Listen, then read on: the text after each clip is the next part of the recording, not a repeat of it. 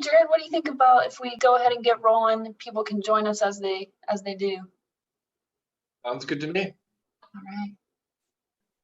Well, good evening, everyone. My name is Jared White, and I'm a program coordinator with the Come to the Table program. Thank you for joining us for this evening's discussion of the documentary Under Contract and How Contract Agriculture Impacts Lives, featuring former contract grower and current RAFI-USA farmer advocate Craig Watts. For the first time in a full-length documentary, Under Contract highlights farmers telling their stories, and industry experts reveal how the corporate production model pits farmer against farmer.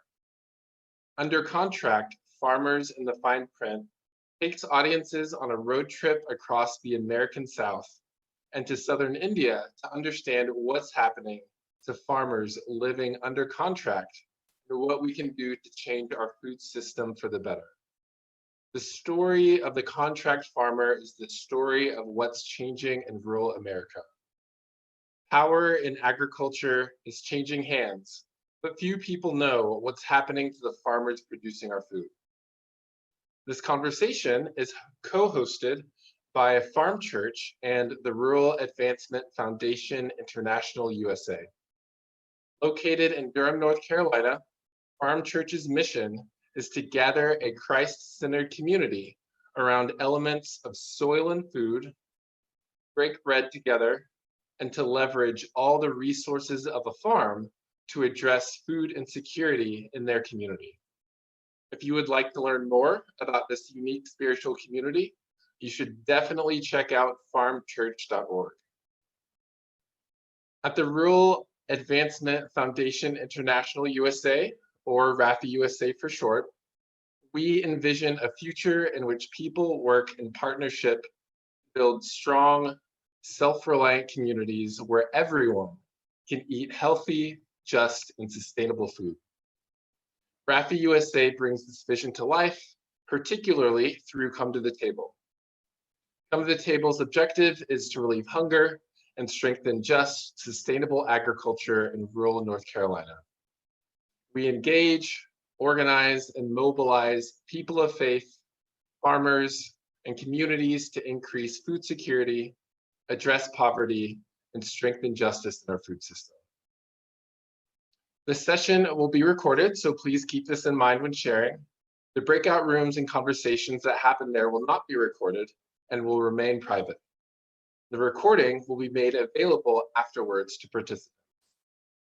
Additionally, if you are experiencing any technical difficulties in the Zoom session, please let me know by direct message in the Zoom, email at jared@rafiusa.org, or call or text, and I will put that in the chat. Now, leading us in introductions and a brief overview of the film is Michelle Osborne, Come to the Table Program Manager for Faith-Based and Community Partners. All right. Hey, everybody. Thanks so much for being here. We're a small group tonight, which I think is great because we can have some really great conversations among ourselves, among each other. So I wanted to start by giving everyone the opportunity to introduce yourself. So say your name, where you're located, and what stood out. Why did you want to come spend an hour tonight and talk about this issue and learn about this issue? I can get us started. So I'm Michelle Osborne, as he said, as Jared said, I work at RAFI. I'm a program manager. I live in Durham, North Carolina. I really hadn't known anything about the contract ag system before I started working at RAFI 3 years ago. I've now seen Under Contract, a few times, and it's just really jarring to learn about really the human impact, the impact on farmers of this system. I feel like if you're not really involved in ag, you might know about how, the animals aren't treated well, or maybe how the environment isn't treated well, but I really had no idea about the human impact. So I'm just really glad to be here, to hear Craig speak, and to get to spend time with all of you. And I'll nominate to someone to go next, and then when you're done, you can nominate the next person. So I'll nominate Alan to share next. Thank you, Michelle. My name is Alan Brimer. I'm the pastor at Farm Church, and it's great to play together with Jared and Michelle. They've been coming to Farm Church and leading worship services with us and sharing Farm Church's, sharing some of RAFI's programming work with our folks so that they are aware of it, but also inviting them into deeper conversation and deeper dives, both into the realities, the social justice realities of it, but also the spiritual dimensions of it. So Farm Church is about 5 years old. If you have questions about Farm Church later on, I'd be glad to connect with you and spend time together and talk about those. And Farm Church is in Durham. So welcome, everybody. I'm glad you're here. I'm going to invite Dennis Testerman. Dennis, it's great to see you tonight, and good to connect with you again. Good to be here. I am, for the past 30 years, I have lived on the land of the Catawba in the historic New Gilead Township in Cabarrus County, outside of Charlotte. Gosh, I've known about RAFI even before I moved back to North Carolina 30 years ago, but one of my earliest memories were around contract farming. I remember hearing about mailings that were going out in unmarked envelopes so that farmers wouldn't get targeted in their communities. And also remember a story that I heard at a meeting at RAFI one day about a sexton at a church who was a poultry farmer, and birds had been sold, were gone, no new birds were coming in. He called to find out why he wasn't getting new birds, and he wasn't getting new birds because the company had changed their business plan and he was too far out on the route, so no more birds. He had no way of paying off the debt on the family farm, and so he hung himself from the rafters of his chicken houses. So it's a huge issue, and in some ways it doesn't seem like we've made much progress on it over the last 30 years that I've been in this state following this. I'm retired from working with the local conservation district and work with a number of poultry farmers, so kind of close to it from that angle as well. I will pass it off to Beth. I had to go and unmute myself there, which is an unusual step for me. Oh, which Beth? Two Beths. Yeah, thank you. I'm sorry, were you going to go? Okay. So I am Beth Crow, and I am calling as a member of Church and Nativity. And Jared, I know that you taught with Carl Siegel today, and so that was about Church and Nativity. And prior to last summer, I used to work for the Diocese of North Carolina with, when I first was hired with Bishop Curry, and many of you may know Bishop Curry, who's the one that did the wedding for the royal couple. But I retired from that position last summer and have felt called to continue the work of social justice. And so we did a program called Sacred Ground through the church. And then after the murder of George Floyd, a group of folks, I started this program called Sacred Conversations. And the biggest question is, what can I do? What can I do? So we've had a lot of programs. We do a virtual call once a month. And that's why we were looking to have you come, Jared. And I think folks are ready to do something. And so one of our members was familiar with this. I must admit, I was not familiar with it prior to Carl introducing it to me. But so I'm here to learn more and then take it back to our group and see if we can get involved. And I'll go ahead and pass it to the other Beth. Hi, thank you, Beth. Thank you all.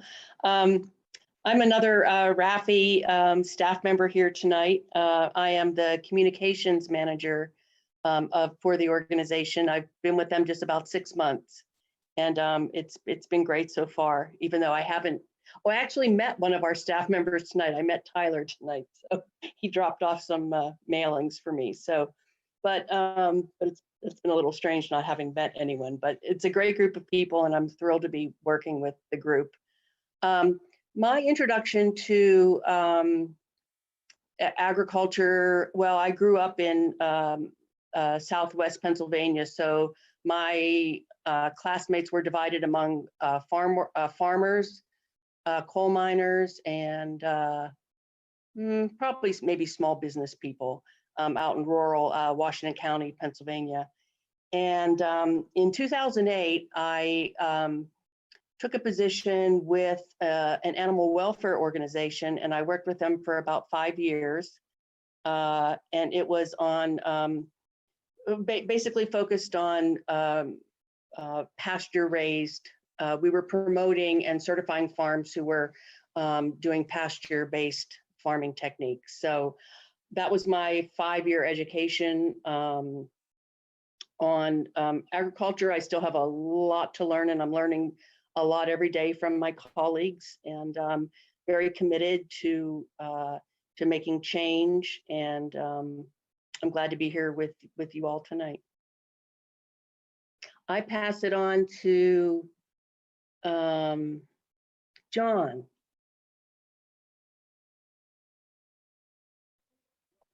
Hi,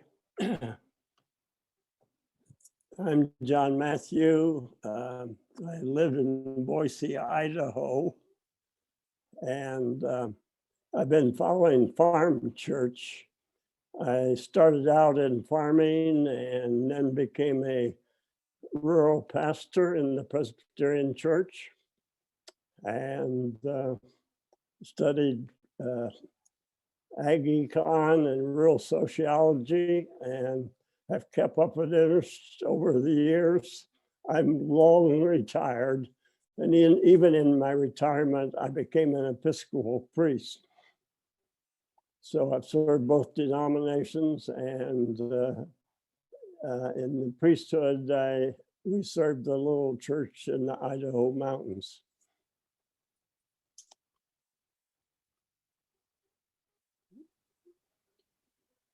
Thank you.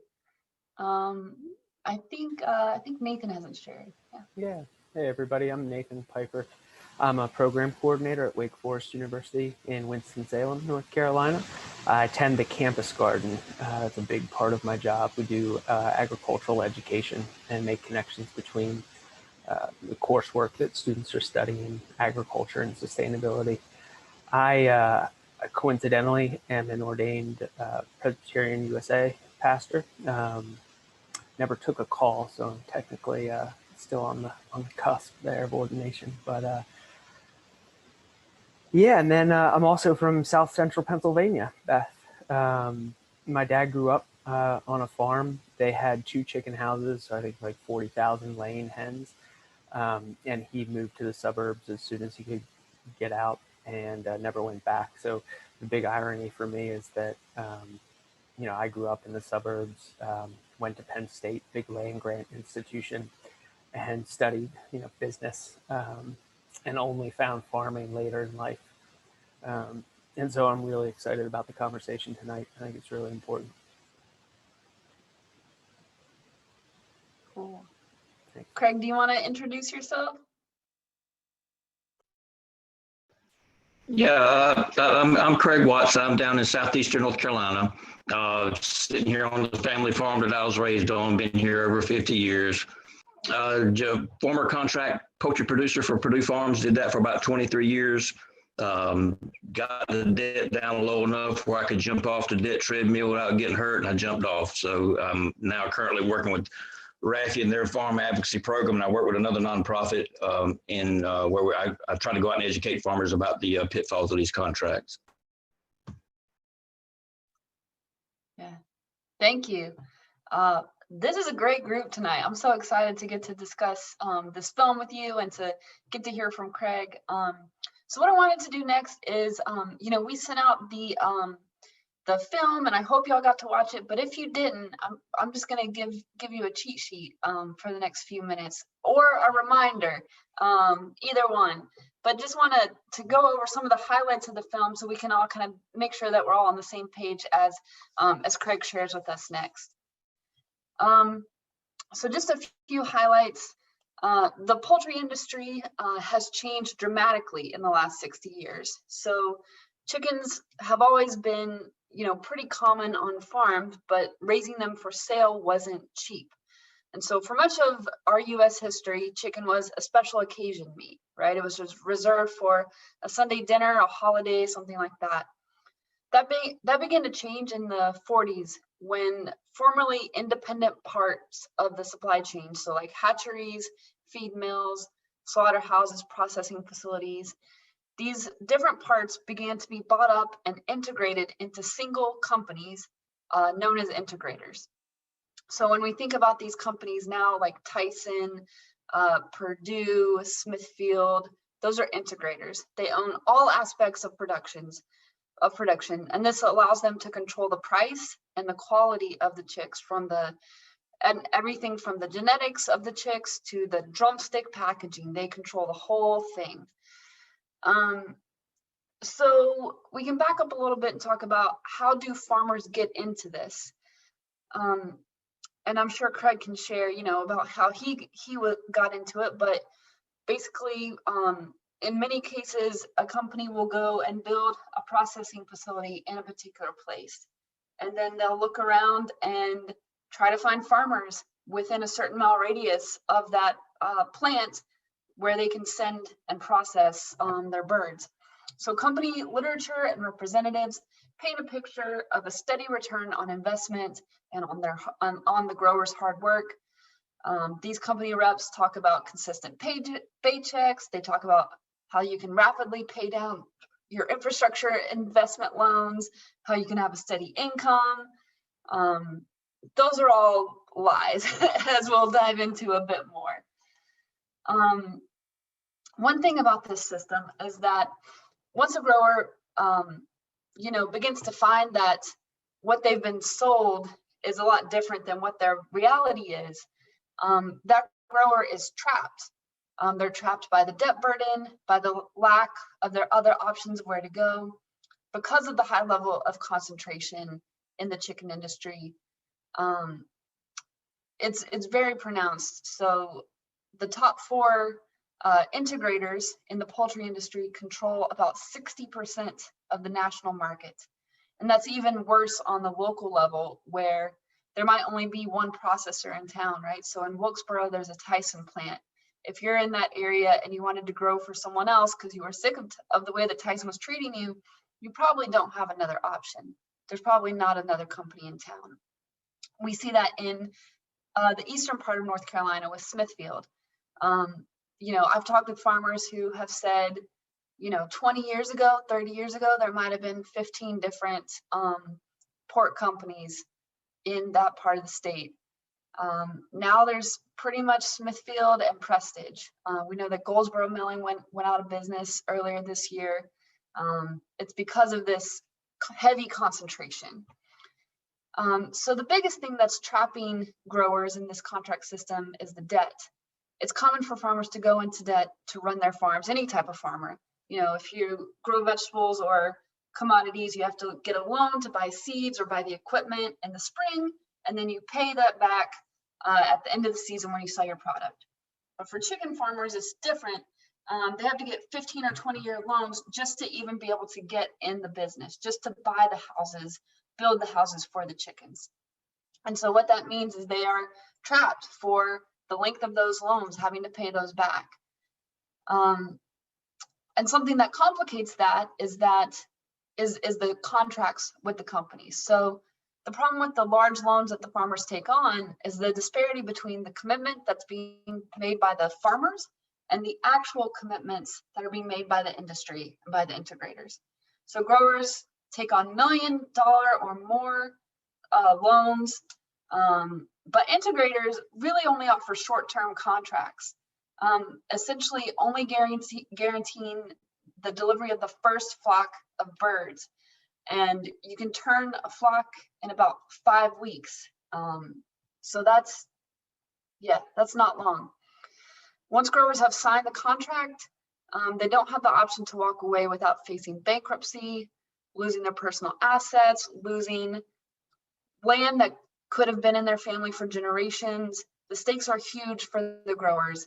not huge for the integrators. They could go down the street, go down the road and find a neighbor of that grower who might be willing to take on a contract, right? So the farmers have a lot to lose and integrators really don't.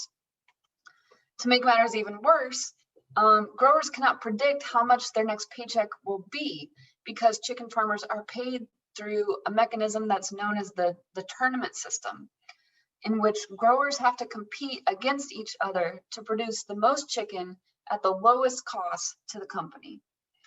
And so tournament payment it's sold to the public and to farmers as a healthy and fair competition that rewards hard work.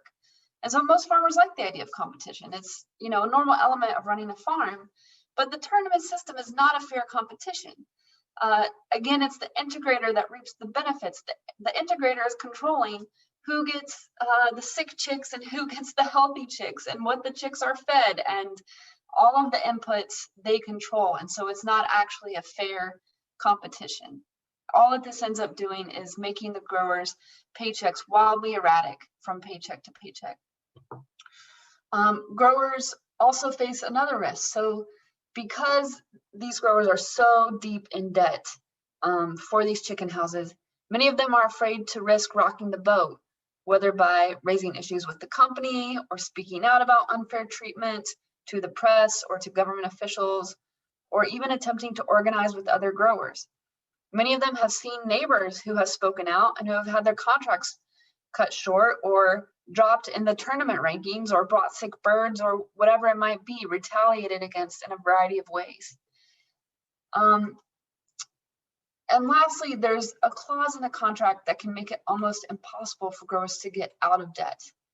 And that clause says additional upgrades may be required by the company. So integrators can require regular, expensive upgrades to chicken houses and equipment, all at the grower's expense. So let's say you've been working 15 years, you're about to finally pay off your chicken house, and then the company comes and says to you, well, you need to put in a whole new ventilation system, a whole new window system, whatever it is. And then you're back right where you started, and the whole cycle repeats again. So that's just a brief kind of overview of the main points of the film.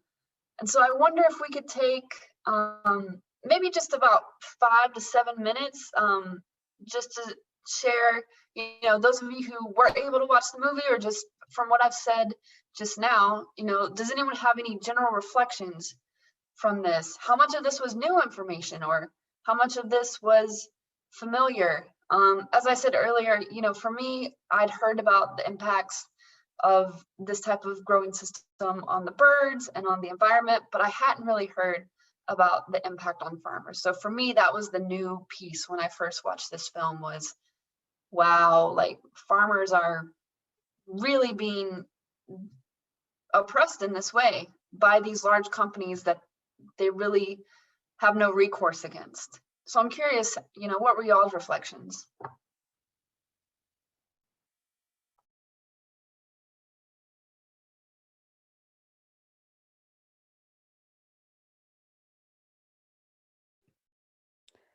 Well, this is Beth Crow. Do we have 3 Beths here? Or maybe it's just 2. Anyway, I was not able to access the entire film. I watched the trailer, but for some reason the code or whatever didn't work for me. So all this was very new to me. One question I guess I kept looking for, and this must be down the road, but where does the migrant worker fall on this pattern here? So that's all I have to say. Yeah, that's a great question. It looks like Craig dropped off, but hopefully he could answer that. What I'll share is that there are a lot of contract growers who employ, migrant workers or just, Latino members of the community in their houses as workers, as like hired labor. Yeah, Craig, are you back with us? Okay. Hopefully he'll be able to respond to that as well. But the migrant piece of it isn't as relevant because it's a 4-season kind of growing system. Yeah, so it's not necessarily migrant workers or H-2A workers as much as community members who might be working in the houses.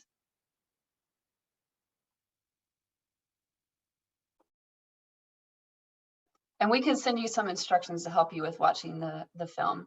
Yeah. Aren't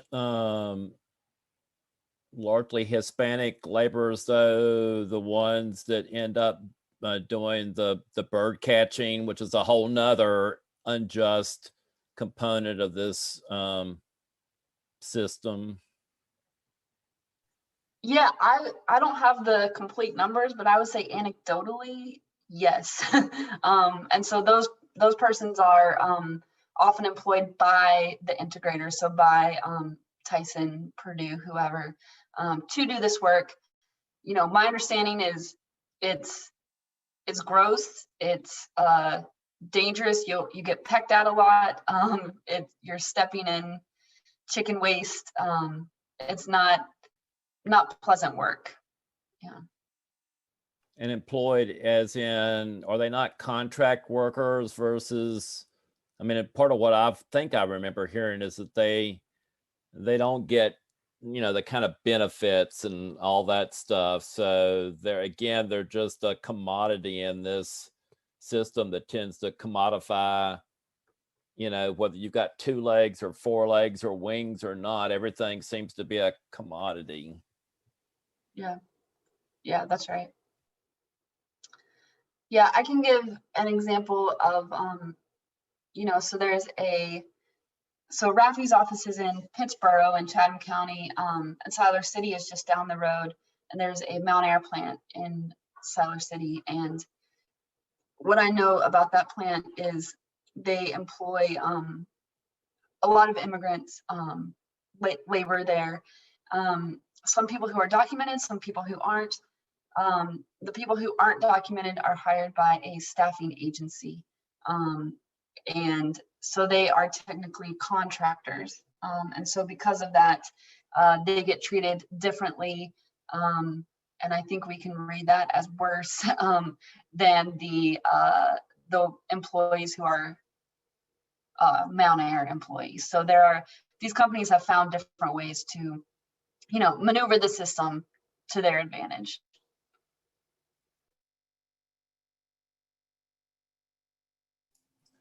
A couple of things came to my mind when I watched it. One was the first time that I really got introduced to this level of this volume of agriculture. My first career before I became a pastor was in sustainable was in farming. I worked on a number of organic farms around the country. And at the time I was working for these crazy Franciscan nuns in Indiana on their farm. It was a 300-acre organic farm. And we had probably, you know, we had cows and ducks and chickens and goats and sheep, and it was an all integrated system, and we had acres of vegetables. And we had probably, I don't know, a couple hundred chickens, and I thought we were like big business. And we ordered a tractor trailer load of chicken manure one time to make compost. And, you know, I just went and welcomed the driver, and we got to kicking tires and talking about farming. And I said, so, you know, how many chickens do you all have? And he didn't bat an eye. He said, oh, I'd hate to guess how many million. And I was like, oh, like that was an entirely other matter. So that story is just my sort of shock into the volume of agriculture that happens. And one of the questions, and I would love to hear Craig speak to this later on, but one of the things I keep thinking about as I watch the film is, what are the incentives and what are the disadvantages to organizing for all of these contract farmers to go find each other, connect with each other, commiserate together, and figure out how to insist on better contracts. I understand that you're farming 24/7. I understand that you're working your tail off just to stay afloat. I get it. what strikes me is how all of the farmers are working independently and being gone together in these huge contracts. Got the same contract, but it seems to me that I just wonder what the incentives are to organize, and what are the dangers of organizing, because I'm sure the chicken folks have figured out how to make that a dangerous practice. Yeah. Craig, that might be a good segue for you to just share your story a bit. And I'm sure you can kind of address that since you did, speak out in a variety of different ways. Does that sound good? Are you ready to share your story?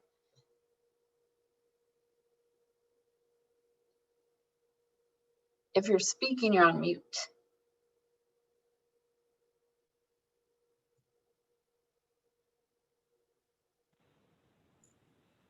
Am I unmuted now? Yeah, we can hear you. Okay, great. Well, I'll just go back to the beginning. I was raised here on this family farm my whole life. We farmed until about 1983 or 84. My dad had a heart attack, and we were at that point where we were going to get big or get out, and that kind of made the decision for us to get out. I didn't leave agriculture, though. I worked with a guy who scouted crops, cotton and tobacco and various things. And then I went into working with him where we did research with agriculture pesticides. And I saw the world from the inside of an airport and kind of got tired of that. And around 1990, I got engaged. In 91, I got a chance to do a lot of the environmental fate works, what it was called, for the chemicals that the studies were eventually submitted to the EPA. But I got a chance to do some work in North Carolina, and I got a chance to come back and actually do that work on our farm. And I kind of got the bug to stay.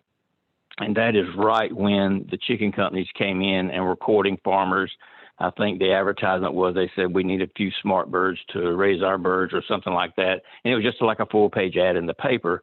And so I called the guy, and he came out, and, he showed me numbers. Wouldn't get rich quick. It wasn't anything like that, but it was a steady income. In 10 years, the promise was, or the hook was, it was, I don't know if I call it a promise or not, was you'd be out of debt. You could pay the mortgage off if you grew chickens for 10 years. And after 10 years, all that mortgage money would come back in your pocket, and you would go from supplemental income to a primary income. At that time, he was telling me the houses were ahead of their time. There was no need for upgrades. I was up doing major upgrades within 2 years. I hadn't even touched the principal. All I'd done basically was pay interest, and was already upgrading the houses to the tune of about $40,000 or $50,000 for the first one, and that was just the first one. And so they weren't exactly ahead of their time. So anyway, I signed the. Well, let me back up a second. I went and I took the numbers he gave me to the accountant. And I took them to the farm credit guy, and I showed them both, and they said, "Yeah, this is good. It's okay." Farm credit guy says this is the best thing that ever happened to farming in Robinson County. Robinson County, for y'all that don't know, if we're not the poorest county, we're always in the bottom three. So these companies, not by accident, these companies set up in these areas. So I had two people there I trusted, so I went ahead and signed the contract. But the funny thing was, when they brought me my first flock of birds, they said, "Oh, by the way, we changed the program. Here's your new contract." They said it on the hood of the truck, and I had to sign a new contract before I get birds. I was already $250,000 in debt, or $200,000 in debt. When they throw that contract on the hood, what are you going to do? You'll sign it. I didn't even read it. There was no point in it. But but they changed the game all the time. And then I just kind of went on and ground out days and paid off debt. And in a couple of years, it was before I had to do that first major upgrade, everything was okay. I actually built 2 more houses, so I would have a full-time income when they did pay out. But like I said, they never really paid out until I just decided to get out of the business. But I started seeing things like Michelle was talking about, they bring you sick chicks, and then you realize in this tournament system, I'm first place this flock, I'm last place next flock, I'm in the middle of the pack next flock, and I'm the same guy doing the same thing. Something's not right. And when you ask the question why, that really upsets them for whatever reason. So I just kind of went with it, and I crossed my neighbor's path who had chicken houses, and he and I hardly ever talked. And I saw him at the end of his driveway, and he was in tears, and he said, "Man, they're screwing us over." And I said, "Yeah." I said, "I just thought it was me." So in that point in time, it was like misery loves company. He and I started working together, and that's when I first hooked up with RAFI, and we were talking about getting some regulations done to handle these problems with these contracts. And that was a long fight, and like the gentleman said a while ago, we're not much better than we were 30 years ago. But they control everything that's on this farm. But the problem is they own the processing, they own the feed mill, they own the hatchery, they own the trucking, everything except for the farm. They control the farm, they don't own it. And it's not an accident that they don't own that farm. That's where the least profitability is. That's where the most work is. It's easier to talk a farmer into it. We call it farming the farmer. So, Michelle talked about this promise of steady income. I'll say it was steady. It was steady for about 20 years. It never changed. If it was $10,000 in 1992, it was $10,000 in 2000 and whenever I got out. But there's just this moth to the flame aspect of it. I can't explain why people still sign up with the information that's out there today. But they don't have to get a lot of farmers. It doesn't take but about 100 farmers to do an entire complex. So I spent a lot of time out in Nebraska. We were working, Costco is building their own integrated chicken outfit. It's called Lincoln Premium Poultry. And I was out there talking to farmers ahead of that, trying to say, look, here's the questions you need to ask. If my advisors don't sign it, but if you just got to have some chicken houses, you got them now. They've already built the plant. They got to have the growers. The time to negotiate is now. Anyway, but you could probably spit and hit 1,000 farmers out in Nebraska. So all they had to do, they kept going out and going out. They tried to stay within 60 miles. They kept going out and going out and going out. And I think they wound up in Iowa before they found enough farmers to do it. So some of the farmers were listening, but they just keep on. And they kept sweetening the pot. They give them a little sign-on bonus and things like that to keep the growers coming. There's this. And so back to my story, we just wasn't getting anywhere with the policy stuff. I was totally frustrated. My integrator was Purdue, and they were touting themselves as this wonderful animal welfare type organization that the chickens, they put them on velvet pillows, and we all took them in and kissed them on the feet goodnight and that kind of stuff. And it just wasn't true. And where the standards were coming from, what they said they were following was from the National Chicken Council, who are the lobbyists for the industry. So it's like a dishonest kid grading his own test paper. That to me just was not right. I'm a farmer. I had a contract with Purdue, but at the end of the day, my customer was the consumer. I felt they deserved better than that. So I invited an animal welfare organization in to film, because video they don't like, because they are protecting a brand, like the gentleman said a while ago, that they were talking about why the growers don't organize.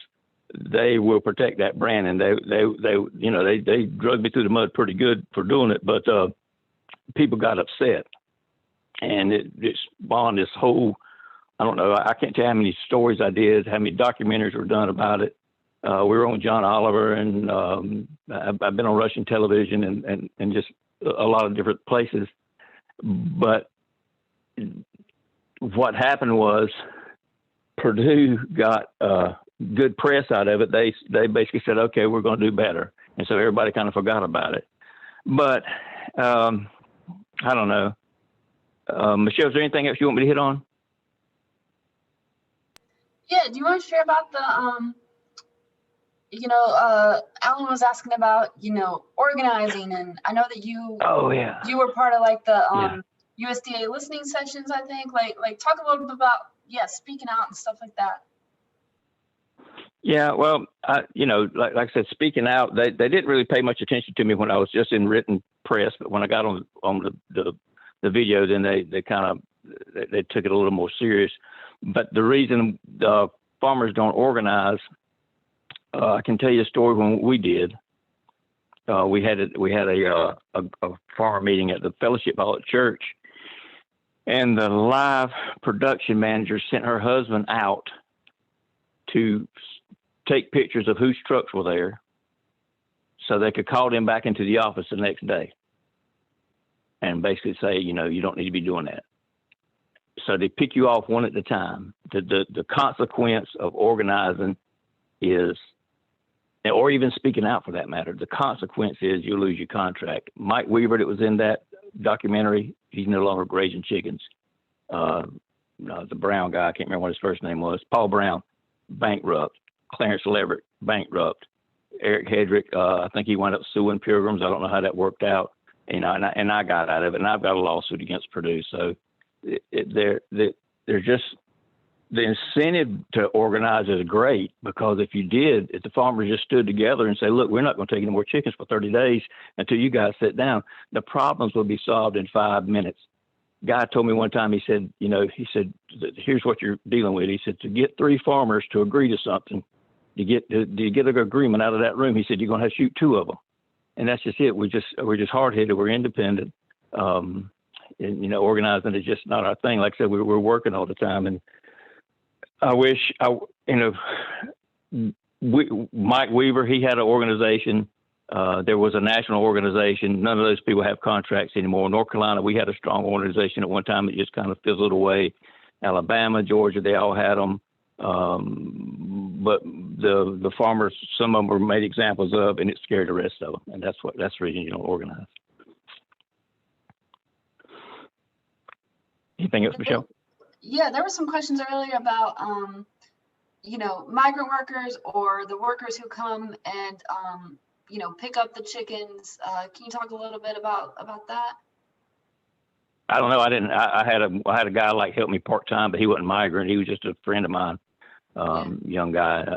I don't know. There are some. I don't know. Not really a whole lot around here. Most of that is in the plant, of the actual process, and not so much out in the field. There's some, but not. It's not an overwhelming number.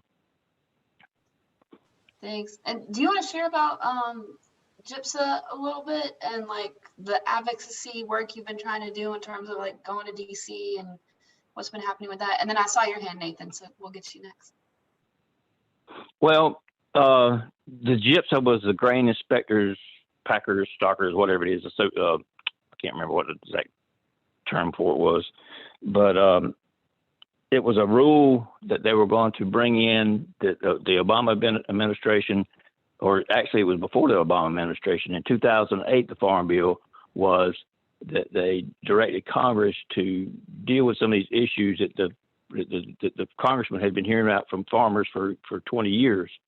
And so Obama came in and he appointed the guy who we couldn't have handpicked one better, a guy named was Dudley Butler. He was also he was a gray-headed lawyer in the documentary. And so they wrote rules and they were perfect. It was like you have to give a farmer 90 days notice before you cancel his contract. You can't make him upgrade unless it's economically justifiable. If he's built to your specs, then you're just going to have to go with it. They were going to make a regulation to outlaw retaliation, and I thought we were at a sad state in agriculture when you had to make a regulation to keep a corporation from retaliating against one farmer. But that was where we were. So the rules were, like I said, I couldn't have written them better myself, but the meat companies naturally, they didn't like it. So they got in behind it and they got an extension on the comment period, and they got their checkbooks out, and they didn't get quashed right to start with. But what they did was they wouldn't fund the USDA to write the rules. So basically it was just sitting on the shelf. And so it sat there. They did that they put a rider on some appropriations bill. I don't know how that stuff works, but for years, they did it for 3 or 4 years. And then when Trump came in, he just gutted it. And I don't think we wound up with anything other than a 90-day notice for contract termination. But the advocacy work, we try, dealing with working with advocacy with RAFI. I mean, we still talk with poultry farmers all the time that are, they're hurting. Then COVID didn't help anything, and it's just sad. It's just a sad situation when you've got all that money tied up, and you wind up being miserable. And you know, a lot of people get up. They say, "Why you do it?" So well, a lot of people get up and go to work every day to a job they hate because they've got other obligations. And that's, you know, like I felt like I was just grinding out debt and grinding out days. I had a picture of my kids and my wife on the, you know, one of those little magnet things on my breaker box. When I walked in the chicken house, I'd hit it every day. So it just reminded me what I was going in there for. Yeah. Anything else, Michelle? Yeah, I mean, I'll just mention, you know, RAFI is a part of a lot of different national policy advocacy organizations. And so, you know, we've been part of putting together some transition documents, right? So like if, you know, with this new presidential administration that's coming in, like what would we want to see and what have the farmers let us know that they want to see in terms of changes? And honestly, it's a lot of the things that Craig just said, you know, no retaliation. You know, it's the same things that people have been fighting for 20, 30 years. But all that to say, we're still working on that. I know Nathan had a question, so. Yeah, hey Craig. I'm up here near the Yadkin Valley where there are a lot of vineyards, and there have been some tensions between vineyard owners, those who are dependent upon tourism, and broiler operations, just because of the waste. From a sustainability perspective, I think a lot about the waste, mortalities, and more. Were the companies like assisting in that process, or was it all on the grower to manage those wastes? And then like, as we think about like the state regulating waste, how do we avoid putting all of that onto the farmer? Well, you have to have co-permitting. Right now in North Carolina, a dry litter poultry facility, you don't even have to have a permit. All you got to do is get, I don't know, 50 foot off a property line and build it. The waste is tremendous. It is a full-time job. My farm, at one time it was a relatively big farm. Now it's really, really a small farm, but I was looking at 700 or 800 tons a year myself. And then you times that times 100 farms in one complex, and we have 3 complexes here. I mean, what happens is you get too much waste in that specific area. The soil can't handle it. Chesapeake Bay is a prime example. They pretty much have ruined that bay with the excess nutrients and a lot of it from chicken litter. I'll mention that. But if you, oh, sorry, go ahead. Yeah, I'm just saying that you got to bring the you got to have some sort of permitting process. And as far as regulations, I mean, there's regulations, but without a permitting system, they don't even know where the farms are. They're not going to come out unless they get a complaint. I don't know of anybody. I've never heard of anybody getting written up for anything ever in my 20-some years. I had a waste management plan that they told us we had to have, and we had to keep it on the farm. Nobody's ever seen that but me. Nobody ever even came and looked at it. So that regulation might as well say, doesn't exist.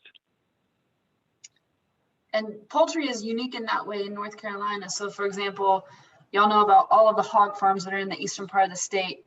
Every single one of those has to have a permit. So the Department of DEQ, environmental quality, they know where every single one of those hog farms are. And if they overflow their lagoon, things like that, they're supposed to know, they're supposed to be alerted, right? And that's not in place for poultry. So that's one difference. Craig, do you want to talk about like, what do you do with dead birds or birds that you have to cull or whatever? What's that process like? Well, used to you buried them, but of course there's the problems with that is our water table and issues with contaminating groundwater. So they kind of got away from that and they got into composting and incineration, which that's what I did. I incinerated mine. It was just so much cleaner than the compost because the compost drew flies and foxes and raccoons and not, just stuff you didn't really want around your farm. The incinerator just seemed to be much cleaner process. But all the dead bird disposal, all that's on the farmer, and all the waste management, that's on the farmer. All of it. If he's alive, the guy said, I heard a guy say, he said, look, everything that makes money the company owns, everything that costs money the farmer owns. Question for Craig. You know, it's a devastating system, but this is just playing devil's advocate. Who does it work? Like, who does it work for? Are there farmers doing well? Like, and what would, you know, just out of curiosity, what does that look like? If it's true at all? You know, I did well in the eyes of the company, you know, but I spent myself to death to try to do well for the company. In their eyes, I was a good farmer, but my checkbook was saying that, you know, I'm breaking even or losing money. There are farmers that are okay with it, and they may do well. I just know there's only been like one study ever done, and 10 of 15 years, if you put in a minimum wage for your time, that 10 of those 15 years you had negative return on your equity. And I just don't say anybody can do well in that kind of system. Your paycheck is so sporadic and so randomized because of the inputs. It's hard to stay on top for, you know, very long. Like my last flock that I rolled out of there was probably one of the best flocks I'd had in 10 years. And so I figured I'd leave on a high note, but then like the flock before that wasn't that good. So, I mean, you can't, it's a nightmare to try to budget it.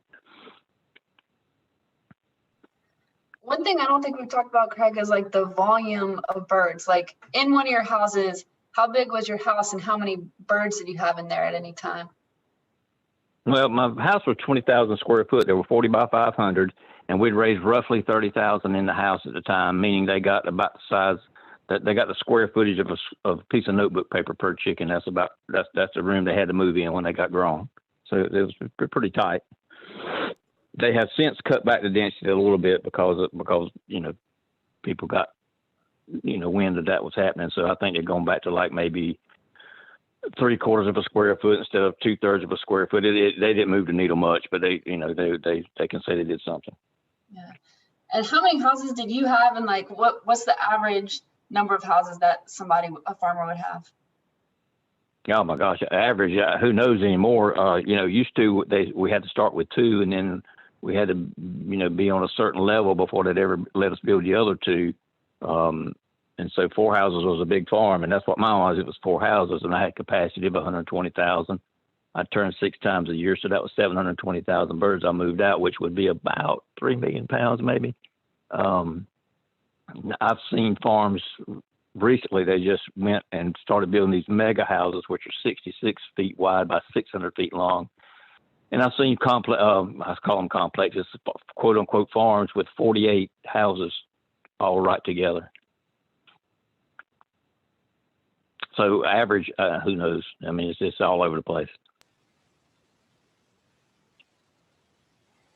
Craig, with that many birds in such a small space, were you ever adversely impacted by weather events? Hurricane Florence, Matthew? Well, it could be a disaster. You know, I know I never lost any, but I know people who did. But we had these backup generators. Like if the power went out, it would cut on automatically and transfer over from the utility power to the generator power. But that's a piece of equipment. It fails. I know people they were horrendous for water pumps going out, and a lot of people lost chickens like that. And they made a solid wall to the house, meaning you couldn't. There wasn't that curtain you could let up and down to get fresh air there anymore. Everything was a solid wall. And so if you had grown birds in July and your power went out and your generator didn't work right, you were about 30 minutes away from a total disaster. There's nothing you could do about it. Just sit there and watch them die.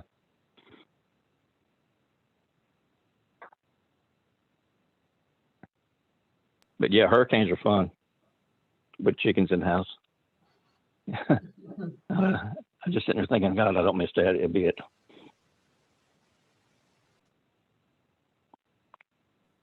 What other questions do people have? Anybody? Sorry to keep jumping in, but I'm curious to know if you've ever seen a farmer transition those houses into some other sort of profitable endeavor. So if you're a farmer, you're stuck with this major investment, what do you do? There is a program out there. It's called Transformation, and they're really looking hard at alternative uses for these poultry houses. nothing great has come up. I know Mike Weaver, that's in that documentary, he started raising hemp inside of his, but it's kind of cost prohibitive compared to being able to raise it outdoors. I guess maybe you could get an extra crop in if during the really cold weather doing it indoors, but most of the time it's a lot cheaper to do it outdoors. I know some people, one guy here in Fayetteville, he started raising tilapia in his, but that was like a major redoing of the house. I know one lady who turned hers in, she put clear panels on it and started raising vegetables in there. Again, you probably could have built a greenhouse with the ground up cheaper. So those structures are such a single use structure, it's hard to modify much other than a big old shelter. Right now, there's hay in mine. I was going to grow mushrooms in mine, and then I had a guy down here that was supposed to be a mushroom guru, and he said, "This is not what you want." He said, "You better off taking one of those drop-off storage containers and build you a grow room." So mine, like I said, mine are just sitting there storing hay right now, but I'm still looking. Craig, does Benny have one guy turned his into a U-store thing too. I'm sorry, like where he would store like boots and stuff in them. Yeah. Does Benny have hemp in his? He did. He may still dry hemp in his houses. I think he does still do that. But his hemp, he actually grows it outdoors. Yeah. Craig, but his houses are paid for. It's hard to. You got to get something to. I mean, if you're $200,000 or $300,000 in debt, it's hard to find anything that's going to pay that debt off other than just to run chickens to those houses. I don't know of anything that would unless they brought, you could do medical marijuana. Craig, this is Alan. One of the things that you do for RAFI is give guidance to farmers about these contracts, right? Right. And so when somebody's contemplating a chicken contract, knowing what you know now, if you were if you could tell yourself and talk to yourself, what would you say? And do you ever encourage farmers to go into these chicken contracts at this point? Oh, I would never, ever encourage one. What my 55-year-old self would tell my 25-year-old self was, you should have listened to your fiance, because she told me when I started talking about it, not to build them, that it was a bad deal. They would tie me down. Chickens are going to die. You're going to have problems. And I didn't listen. I thought I asked all the right questions and I had the information, but I made what I thought was an educated decision on fraudulent information. I would tell myself to go out and talk to more farmers, and I wouldn't talk to the farmers that they tell me to talk to. I would go find me some more different ones and get the real deal. What industries do you are there contracts with these kinds of companies in any agricultural field that you would go, yeah, that could work? I'm sure there are good contracts out there. These are just the chicken contracts are just such contracts of adhesion where it's just a one-sided deal. Any contract where you could sit down and have good faith bargaining. I mean, I watch this crab catching show that comes on TV sometimes, and the processor makes an offer, the captains of the ship make an offer back, and they keep going back and forth until they get something they both can live with. Any kind of contract like that would be okay. But these contracts are take it or leave it. Yeah. I don't even call them contracts. I call them agreements. You just agree to do everything they tell you to do. That's right. Yeah. Thanks, Craig. A contract would indicate mutual obligation, which there is none. So it's 8:01. I don't want to keep anyone longer than they expected. I do want to kind of leave us with a bit of hope about this as much as we can. RAFI, we send out action alerts, and so I can send every one of y'all the link to sign up for those action alerts. At this point, if you're wondering what can I do, I think the biggest thing that we would say, and Craig, you can correct me, but it would be call your representatives, call your senators, tell them that you want comprehensive reform around this contract system, and hopefully with enough pressure, after pushing for this for so many years, something could change. Does that sound right to you, Craig? Yeah, and I'm I'm a little more optimistic probably than I was 6 months ago. Yeah, absolutely. Absolutely. Well, we're grateful all of y'all were able to be here. And yeah, we'd love to stay in touch. I'll send y'all info for signing up for our action alerts and just our general newsletter. Yeah, we'd love to stay in touch with y'all. Thanks.